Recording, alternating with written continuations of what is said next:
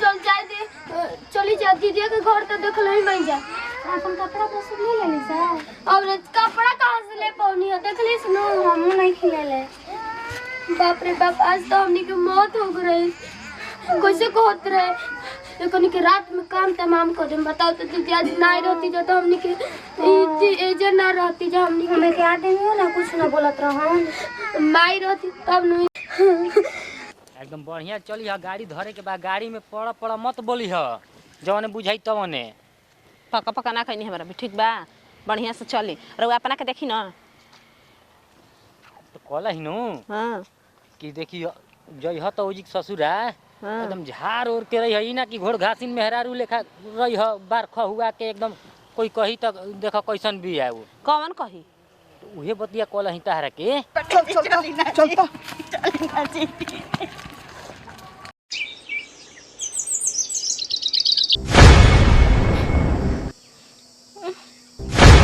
के बिना पिटाई ले या बिना मराई ले कनी के सुधरे वाली नहीं की समझ चुको एक सुबह से कहा था ते अपना मन के भइल बैठन अपन पता नहीं तो भूख लगे जोर से खाना दो इधर तो छोटा ढके दबा दे अब ये दे अरे राडिसा नको धवाली सा एकदम सुपा कब करनी तुम काम करके काम कर रही तुम काम धंधा करके चाची कर देले बनी जका हां तोरी के कहबे कहनी हम सानी मवे के बर्तन मांज के के करी सानी मोल बड़ी चाचन बोल दे हां सानी मोल लगा लड़ा जल्दी को देबे खाना बकरा जल्दी धर दस बजे हट जा चाची तो हमने संग क्या करते रुआ दे उन्हीं को मारे तो हमने संग ऐसे नानू कर दू जब तोनी का माईए रही तो तोनी का माई मर गई मरल ना तो तोनी के काहे ना मर दू सब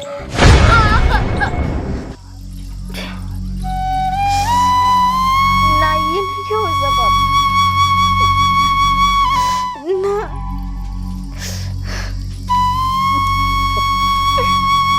नहीं से मत करो जा उन्हें मासूम बच्ची बैठन उन्हें को आग बिगाड़ने पड़ी जा ऐसे मत करो जा तुम लोग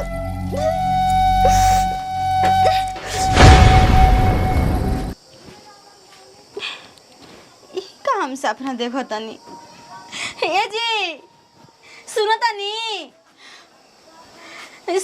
जी का रे ए जी होय तकिया तक लेके सुतल बैस देखी ना जी हम सपना देखनी है कि हमार बहिनी नहीं मर गई जौन मझली ओकर लड़कियन के दुख देता ऐसन ओकर गोती नियन मारत ऐसन लड़कियन के ए जी अरे पागल है इसका साफ हमारे तो बुझाते नहीं के सपना आदमी सुतलन गहरी नींद में जालन तो अनेकन प्रकार के देखलन तेकर मतलब कहिए हो गल ना जी रुक जाई ना एक हाली देख लेती ना होई तो बुच्ची मन के हमरा घर ही लेके चले आई ना जी सुने को बात मन बता एकदम घबराए लगल हमर पूरा देह का पताटे सुन एगो हम बात कहतनी अगर दुख तकलीफ हो कनी के होई तो फोन ना करती सन अच्छा के उसे संदेशा ना विदा करती अच्छा सन ये बताई छोटे छोटे लड़की वैसे तो उन्हें का जानता ऐसा अब वो लोग भी मोबाइल कहाँ से चुपचाप रहो ओकर दादी ऐसा ना हिया और ओकर चाची ऐसा ना हिया सब अपना ऐसा जाने ली सन कुल तोरा मन में चलता कि ऐसे होत होई यही से तू एथी होकल बैस कुल के फेरा में मत रहो ना जी हमारे मन में एकदम घबराता आखिर हमारे बहन बेटेंगे का होइल बटे वो जी अरे कुछ ना होई नोच नोच के मारते है ओकर चचिया पहाड़ा कहला से कह दी गोई रही वही दिन हम तो देखनी तो हम कितना बढ़िया से प्रेम से खियावत रहे पियावत रहे नहवावत रहे टाइम से स्कूल ही विदा करत रहे आ तू कहत वैसे ना वैसे सपना में देखनी है कि कहती है ना कि तहर अपन माई के तोहन लोग खुदे तोहनी खा ले बारू सा तोहन लोग डाइन हरू सा अरे मन के पहले साफ कर पहले जाके हाथ मुंह धो के आओ भकुआ आइल बैसा भकुआ के कुल बात कहत है ना तुम जीते जी मर जाई बहिन हमर मर गइल भी लेकिन अरे मेरा नु के का कहल जाई ना इन्हें क्या हो सकत ऐसे मत कर जा मासूम बच्ची भैसन उन्हीं के साथ अत्याचार मत करो जा हे भगवान ये का हम सपना देखो तनी हे भगवान ऐसा नहीं हो हाँ अरे केवाड़ी का खोले अरे कवड़िया खोला ना। कहाँ बनी जी?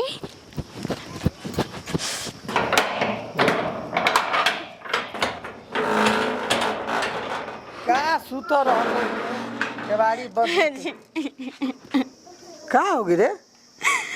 हम सुतर रहनी ना, देखनी सपना के बुचियन के साथे बहुत अत्याचार हो रहल बटे जी।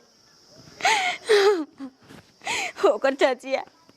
मारतिया पीटतिया, हमार लड़किन के लेके चल जाई ना जी, जाई ना। अरे सुने एगो बात हमार, सुतल खबू गहरी नींद में खबू तारा ना बुझाइल कि ऐसन बात नहीं खे। ओकर दादा दादी या चाचा चाची ऐसन कोनो कबो काम ना कर सकल ना जी। जब अपन बाप माई ना रहे ना तो दुनिया दौरी पर के विश्वास ना करे के पड़ेला। अच्छा ये बताई फोन उनो ना कैली सने को वाले ना जी। एगो बात कहतनी, विश्वास ऐसा चीज है कि विश्वास पे दुनिया कायम बा, पे टिकल बा। अगर ओकनी के दुख रहित कोनो बात रहित तो फोन करती सन ना। अच्छा संदेशा ना विदा करती सन ना फोन में खोली तो और ही मनवा घबराता ठे जी, चाहे ना खाली देखाई ना जी। ऐसा कोनो बात नहीं के, तू चुपचाप रह। ऐसा ना हो सकला। देखो हम गोई रही तो हम देखनी कि ओकर चाची खूब बढ़िया से नहवा धोवा के खिया पिया के आ स्कूल विदा करते रहे, टाइम से सब काम करते रहे। तू देखो एगो भरम में पड़ल बाड़ू कि हमार बहिन मर गुल बिया तो हमार लड़की बाईसन बहिन के तो हैसन होते ऐसन कोनो बात नहीं है पागल। ना जी हमें पता ना, जब से सपना देखनी तब से मैं देह एकदम पूरा कांपे लगल, थरा थरा कांपत हटे कि हमारे बहन बेटियन के साथे का होता है का नहीं ऐसा बात नहीं के। चल अब पहले हाथ गोड़ धोता, मुंह धोता, मन फ्रेश कर। ये काहे नहीं के समझत कि हम सपना देखले बनी तो सच्चे हो सकत हटे, लेकिन कबो नहीं समझी ना। बताओ चाचा पितिया पर के विश्वास करेला आजकल? हमरा बुझाता हो ना हमार लड़की के साथ ऐसा अत्याचार कर दे तबे हमरा सपना में आइल हटे। आज हमार बहनिया मर गईला से तबे नहीं तो सब लोग करते। आज तो हमने के ना भाग रहती जाता, आज तो हमने के जान चल देती थी। चल जाए दे, चली जा दीदी के घर तो देख लो ही मैं जा। अपन कपड़ा तो सब ले लेली सा। और कपड़ा कहां से ले पाऊनी है देख ली सुनो, हम नहीं खिले ले। बाप रे बाप, आज तो हमने की मौत हो गई। कैसे कहत रहे लेकिन के रात में काम तमाम कर दे। बताओ तो दीदी आज ना रहती जो तो हमने के एजे ना रहती जो हमने हमें के आदमी हो ना कुछ ना बोलत रह। माई रहती तब नहीं। ओए रे दीदी चल हमरो मां तो चल। देख तो माई रही तब न जानी दुख हमने के। तो चाची है तो चाची तो कबो दूसरा के सोचले बड़ी की सोची यार। चाचियों कतना रहे लेकिन माने ले जाने ले के जाने कैसन चाची बाड़ी हमनी के भगा दे। चल जाए दे हमनी के जान से ज्यादा नहीं के हुए थी ज्यादा। चल ई कहो कि हमनी के जान बच गई। हां चल अब हमनी के कोनो चीज खातिर दीदी ने बिया, माई बाबू सब दीदी बिया। चल चाहे जाते जाते ना बताइए मत दीदिया के कुछ हो ना रे। तो दीदियों के तो दीदियों टेंशन कली। अब दीदियों के जाने कैसन ससुराल वाला हो यहाँ ना। चल अब देख हमर तो जाए के मन नहीं कर दीदिया के हमरो के बड़ बिया तो खाली पूछल जरूरी बानू दीदी। कोनो ना कर पाइनी, छीन ले ले मोबाइल। अब का करबी? चल चप्पल के आगे नहीं जाए दे रे दीदी। देख चप्पल से बढ़ के जिंदगी न बाटे, जिंदगी से बढ़ के चप्पल तो नहीं के न। बाकी बिना चप्पल के दीदिया देखी तो का को जा कह देवे कि बस आई रही गई बाजार घूमे तो आगू नहीं जा। ठीक बेटा देखिए दीदी से कुछ मत कहिए ठीक बना, दीदियों टेंशन कर ली।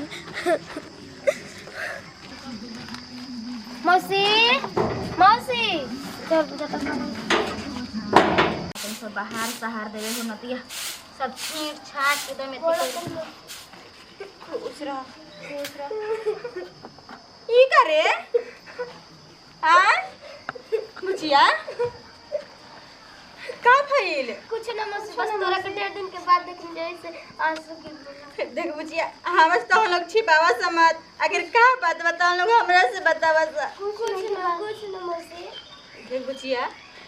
तहर माई मर गई है तका हमू तहर माई मौसी जियो कहा बना कैसे कहा तुम्हें बाटे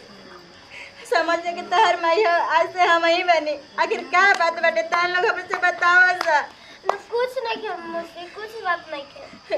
देख बुचिया हम बहुत उठ पटांग सपना देखले बनी बेटा। कम से कम हमरा से बतावा आखिर का बात बटे। बतावा ऐसन वेशभूषा में ये हमर बहन के लड़की रही सर कितना अच्छा से रहत रही सर। बताओ मुझे का बात बटे रे। जब माई मर गई तो चाची हमने पे बहुत अत्याचार कर रही मौसी। हमने के तो 1.5 दिन से साथ एक दिन तक कहते आज के रात में तो उन्हीं दोनों के मंगा दे तो हमने के भागी नहीं जमा से सोचनी अब फोन करे मोबाइल बताओ यही से भर के हमरे सपनवा आई रहलाटे कि हमर बहन के लगी कुछ करत ऐसा नहीं लोग। हम बहु यही से खराब सपना देखत रहनी है। लेकिन तबर बेहतर मौसा न समझ पैला हवन उन्ना हमसे कहत ने कि ना तू ऐसे ही खाली तरह भेरम हो गइल बटे। जयदासा हम बनी ना पागल रोवा जमत हम तो हम लोग के देखभाल करब। आज के बाद तो हम लोग के जिगवे रहबू सा ठीक ना। चला सा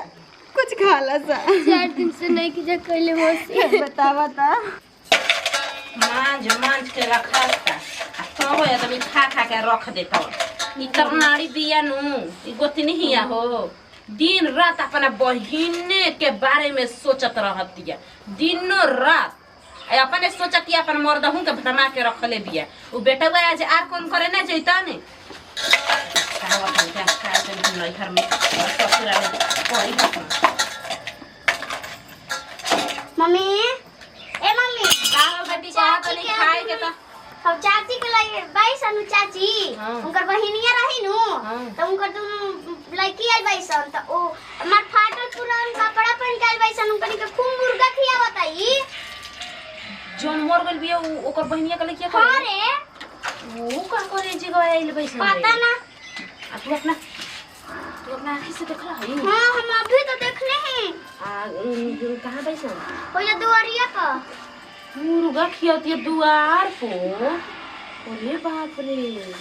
ठीक बात तू जो सुन हम कुछ करबो कर मत देखियो लेबी तो कैसे बताइए मत ठीक बा ना बताबी ना ठीक बा बोली है मत तो कनी से अरे दादा अब हमारा बुझाई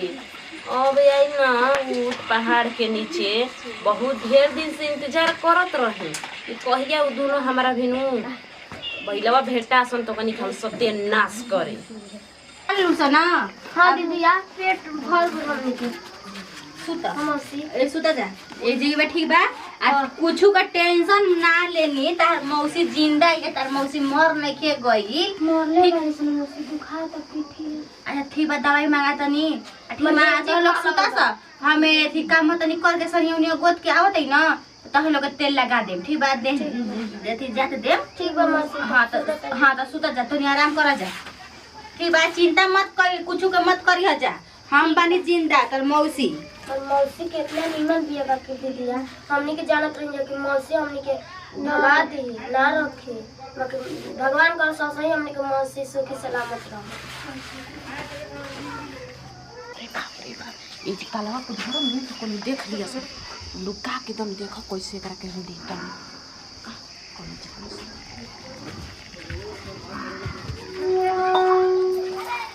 जैसे तो नहीं सही इस्तेमाल अपन करे खातिर ले लेने बनी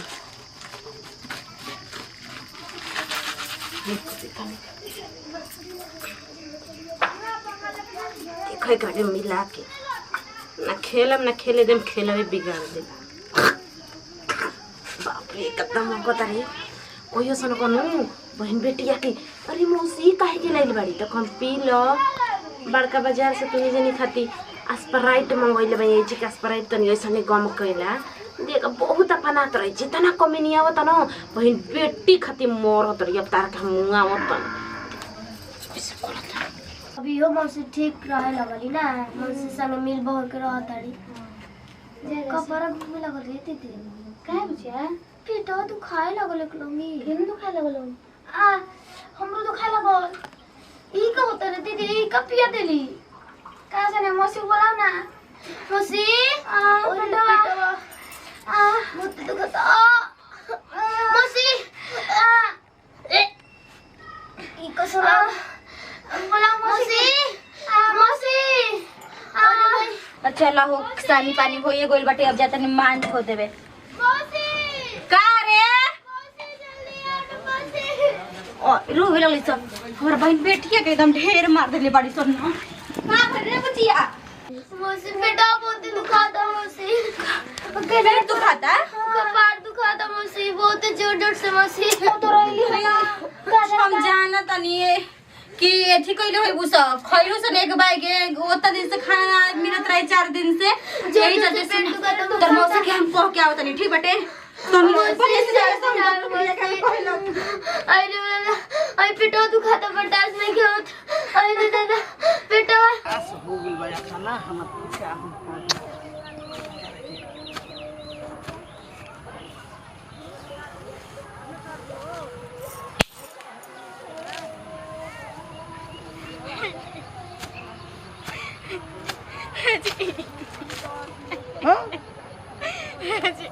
अरे देखिन हम बुचिवन के कजन का हो गइल बाटे पेट पेट करत ऐसन कपार कपार करत ऐसन अरे पता ना अचानक का हो गइल बाटे जी काछन का हो गइल बाटे चल तो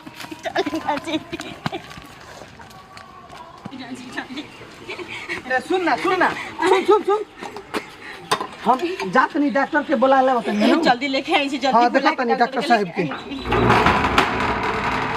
मौसी के रहने जाता का होके लागल हमनी के अभी तक आई ना मौसी का डॉक्टर के बुचिया घर मौसा ने गोइल बना के खिलावे खातिर डॉक्टर के बुलावे खातिर तो लोग इतनी चिंता मत करा जा बुचिया बुचिया बुचिया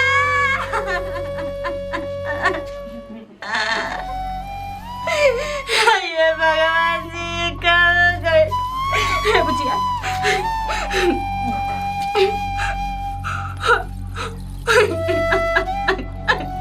मुझे क्या हो गया तान लोग रहे जी हां बता अरे डॉक्टर साहब तो कोई बहुत बचा रे ठीक बैसन हो हां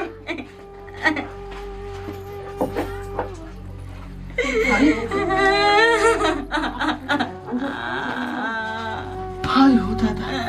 का हो गई रे ये भगवान हाय हो दादा का हो गया दादा ये दीदी देखी ना हमार बहन बेटिया के का हो गए दादा यो अभी नहीं कहाँ जानी जी आई मुंह गइली सन का हो सांस टूट मर गइले सब रे माय आई हो दादा का कइलू आयो दादा अब हमनी के काम मुंह देखाइम जाएरा ना भगनी जा टूटा पर ऐसन चबा खा गई जा दिन दादा से खैला तो अपने घर में बोलाइने आ देख लइकन के कजन का हो गइल अचानक अब तो कोई है नु कही कि बहन बेटी के चबा गइल परगटी आयो दादा हमनी के काम तकले हमनी के अब का होई रे अब ले जा जने गाड़ा जा फुका जा ऐसे मरल आदमी के ना रखा जाला घर दुआर में छुबो ना कर जाला ए बाबूजी तू कैसे बोला तारू हमारा ओए दूधू का हमार पेटी हो गई जाना तू कहता देखी देवर जी हम कुछ बोलत नहीं की हमारा कहे के मतलब कि अरे त टूअर रैसन अच्छा से रखे के चाहत रहे कुछ मिला के पिया देला होई कौनो जाना लइके की के का क देला हमनी के ई लइकी खाती का से का कोई नहीं जा बतावा करा जाए अपन। बहनिया ई दिन ई दुनिया में नहीं के ऊपर चगर दोनों लइके न रहली सही तो जानत रह के टूअर पर वैसन त काहे के जी बोलाइलू अच्छा बावे खातिर चबानु गइलू अब हम घर सुनी त मुंह पर थूकी दोनों मर्द मगी त उहे बाऊ ए बाबूजी कैसे बोला तारू कैसे बोल के जा तारू तारा त न क्यों ये जी अकलंग हमरा पता पाई न गइल जी